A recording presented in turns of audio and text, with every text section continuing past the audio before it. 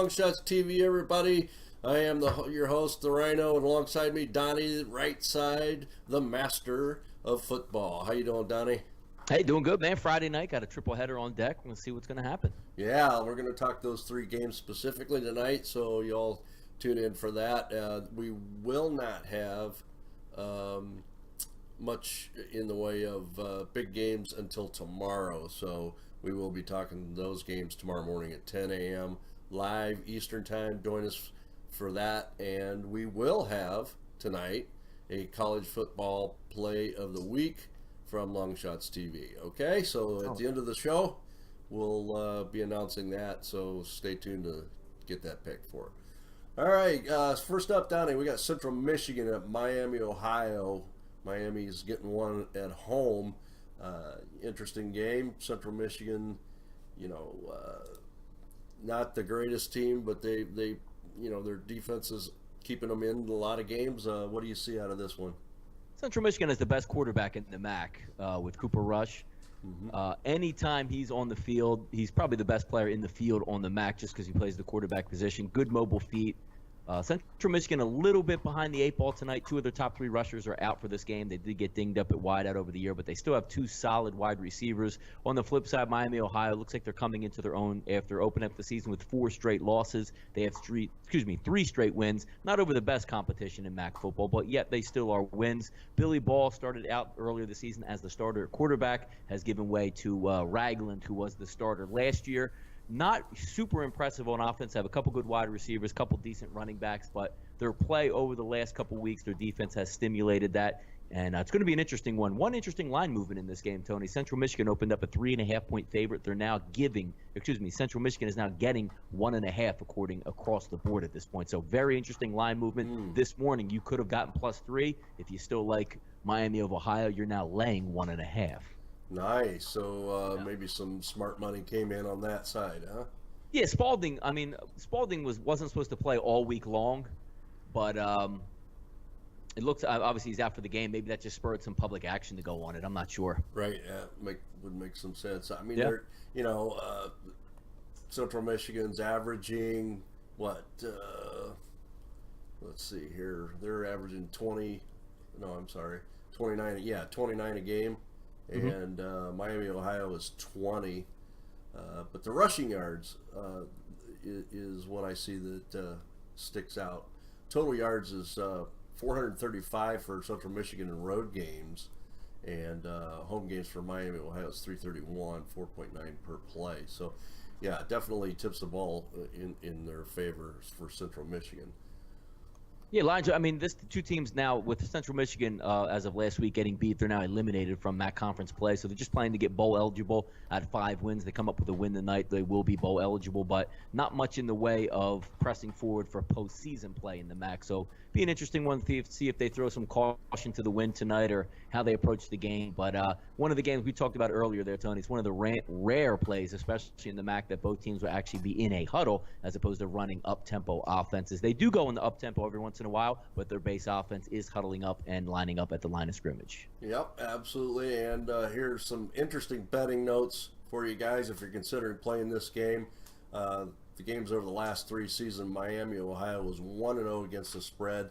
1-0. Central Michigan is 1-0 straight up. And that one game has gone over the total. All games played at Miami, Ohio, however, Central Michigan is 2-0 against the spread. Michigan is 3-2 straight up, and over the last 3 seasons there. So interesting note there if you're considering betting that game. Keep that in mind. Next up, we have the 7 o'clock game? Yeah, Temple and Connecticut. Connecticut is getting 10 points at home, 10.5 on some boards. Donnie, Temple, they haven't been exactly rolling over everybody. Do you think 10 points is a good play? I think it's about right. I mean, Temple looks like they're the class of this side of the AAC conference. Blew out SMU. Close loss to Memphis, beat UCF on a miracle at the end of the game, and then destroyed South Florida, which South Florida, very good football team, and they manhandled them at home at the Link, and put away Cincinnati at the Link as well. The one interesting thing with UConn is when they're at home, they tend to take things into the gutter. That means slow the game tempo down, play good defense, run the football, get some breaks. Sheriffs, I don't think, is a very good quarterback. They don't even know if he's going to start tonight. The backup isn't much better. So UConn's in a precarious situation. They fired their offensive coordinator. I shouldn't say fired him. Demoted the offensive coordinator, put their running backs coach now in place to call plays. So it's a little bit of uncertainty in this game. If you're looking at from a betting perspective, the over-under is very low. And just some quick keys that I wrote down a little bit when I was capping this game. Haven't made a decision on which way I'm going to go in it, but UConn giving up in AAC play 42 points, 9 points, 42, 24, and 41. Temple on the flip side scoring in AAC action 45, 27, 26, 46, and 34. So if UConn comes out on their side of the football, typically, Tony, as you know, when you fire your offensive coordinator or demote him, you're not looking for the same type of action. Right. Slow it down. A lot of read, a lot of handoffs and all that stuff. You're looking for more of an innovative type offense. So that means maybe going for it on fourth down, running a little bit of up tempo, just doing something different. Because if you watch last week versus ECU, that was a team that absolutely quit on offense. ECU, good football team on offense, very pedestrian on defense. They barely could move the football, went to the backup quarterback late in the fourth quarter. Didn't matter. They both looked terrible. So kind of an interesting sidebar tonight is which UConn offense you're actually going to get in this one. Yeah, true. And, there's they only have a couple of injuries there that's not really hurting them at all. Temple, on the other hand, has a few key players that are hurt for this game. But Temple's 1-0 against the spread against UConn the last 3 years, and that game went under the total as well. All games, though, Temple is 9-1 versus the spread against Connecticut. So that's also interesting to note if you're capping that game. All right. Any other notes on that game, Johnny? Interesting one. I mean, 7 o'clock start. I think Temple's going to win this football game because they're very well coached, veteran quarterback, 2 very good running backs, and a good defensive scheme. I don't know, one of my rules of thumb in the industry and learning as you go is you can't lay double digits on the road, even though I do think Temple's going to win the game. And also there's a bit of uncertainty on the UConn side. It's hard to prepare from what you see on film to what you're not even going to get. It's going from one offense maybe to another. You have to prepare for a lot. If it was just if UConn played well last week versus East Carolina, no changes were made, Temple probably would roll them. I remember last year, the last game of the season at the Link, I did have it, which is the one you said they're 1-0 covering. It was a low-scoring affair. Sure. Bryant Sheriffs, was out for that game. Temple won that game, just manhandled UConn. Something like I don't remember the score, maybe 24-3 or something really low scoring like that, but it was an easy victory. They had to cover 14 and covered it easily. Just hard to bet a side in this one, Tony, without knowing what UConn is going to do. Yeah, absolutely. I agree with you. San Jose State and Boise State. Boise is ranked number 24 at 10-15 game. 30 points is what they're giving up in this game, Donnie. Do you think they can cover that? The way their styles line up, I think they can cover it, but I mean, I haven't really been in the business of covering, 4+ touchdown spreads. There's obviously better value on the board tomorrow. But if you're asking me with what they do and what the other team doesn't do is kind of how you want to break this one down. Right. Jeremy McNichols, the running back for Boise State, is one of the best players in the country. He's going to do whatever he wants against that San Jose State defense. 234 yards on the ground. San Jose averages giving up at 5.5 yards per carry. And that really spiked when they played New Mexico, which is a strict running triple option team. They just blew them right off the map. I don't know how out of hand it will get, and I don't know how focused Boise is going to be where their bubble popped last week with a loss to Wyoming. Are they going to win the football game? Yes. But in the fourth quarter when they're up 35, do they really care if they stretch it to 42? Rippon's a good quarterback. Spurbeck's a great wide receiver. They have another great wide receiver on the other side. They have everything you need to pound San Jose State into the ground. San Jose State has one player to watch out for. That's Kenny Potter at quarterback. Good mobile, good with a good arm. The question in this one is if they're down 35, can Kenny Potter cover the line? I believe he can. This is one I'm staying far away from, but do I think Boise State can cover the spread? First half, I think they might bust them up pretty good. Awesome. So that might be a good first half play. Yeah, I wouldn't mess around with the full game on that one with 30. No way. Okay. Yeah, Boise State is 4-1 against the spread versus San Jose State since 92, 5-0 straight up. And over the last 3 seasons, 3 of 3 games have gone under the total. It's an interesting one in this one also, Tony, with Boise State. I mean, you're looking at them. Close loss last week on the road. Good Wyoming team. Wyoming's coming on. They're Yeah. certainly no slouch, and it's a tough loss, but it's not one of those head scratchers there. Boise State on the season 7-1 overall with a -9 turnover ratio. It's almost unheard of. Man, interesting. Okay, so that's a good note. You want to watch that game, but like Donnie said, good advice. Stay away from that game. Yeah. It's not one you want to win. I generally, as a rule of thumb, whenever there's a game that's 19, 20 points, I'm going to stay away from it. Just Exactly. And if you're looking on an easier way out, in the first half, regardless of the score, both teams are going to play like they're going to want to blow the other team out, even if one side is getting a lot of points. The second half is sort of that toss-up where once they get in that, if it's 35-3, who cares anymore? And that's where you get yourself in trouble when you want to lay 30.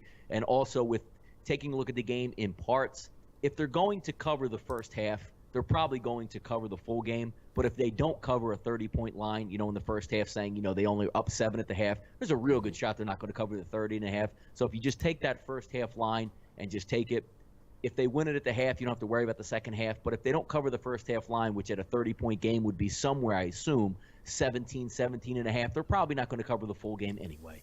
Yeah, and I find it interesting with the total being 58, with a 30-point spread. Mathematically, in my mind, it just doesn't add up. Yeah, it's one that it's on there, and if you're a degenerate gambler and it's late and maybe you lost the Central Michigan game, you want to get it back, but it's one that doesn't show too much value in this. Yeah, I agree. So that's the matchups tonight. Donnie, how were you this week on your? 3-0 this week. We haven't had any premium action, but 3-0 on our free lunch money wager videos there. Last night should have been an easy victory, and I mean an easy one. There was 3 special team touchdowns and another snap over the punter's head that led directly to another one. So in a sense, 4 special teams touchdowns, but I was still able to stay under the total of 47.5 in Georgia State. And also a couple days previous there, we also hit an under in Maction in the first half with Toledo and Akron, and before that we had a team total with NIU over 44.5. Tony, what did they end up with? 45. We'll take 45, it. that's some right. Good winners. Hey, we'll take all the winners we can get. We're going to have some premium action tonight, and of course we'll have it on Saturday and Sunday. Absolutely. And maybe even a lunch money wager tonight. But it's been a good week so far, Tony. Sure thing. Yeah, and I did take the over in the Arkansas State, Georgia State. How about that? Yeah, that was great, wasn't it? That Everybody was a won. great play. Yeah, that was a mid-level play for me, but I figured it was one of those grinded outs, and the defense is just, not good. So I figured there's some points to be scored in that game. Okay, well, guys, the play tonight, college football premium play of the week for Longshot Sports this week is take Navy plus the points against Notre Dame. Okay, that's going to be the game tomorrow. Put it in the bank. It's a done deal. And we look forward to talking to Donnie again tomorrow morning. We'll run down a lot more in college football. Make sure you go over to DonnieRightside.com, see him there. You can also see us at TrendBetting.com. And make sure you visit our page, guys, at LongShotsTV on Facebook. You can also reach us at LongShotsTV on Twitter.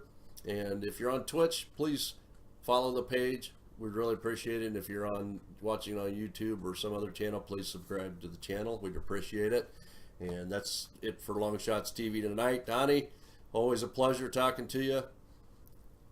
And we'll Time to study up tonight, and we'll do it again tomorrow, Tony. Absolutely, and we'll see you in the morning. All right, guys, take a shot with Long Shots. We are the game. Take care. Even get to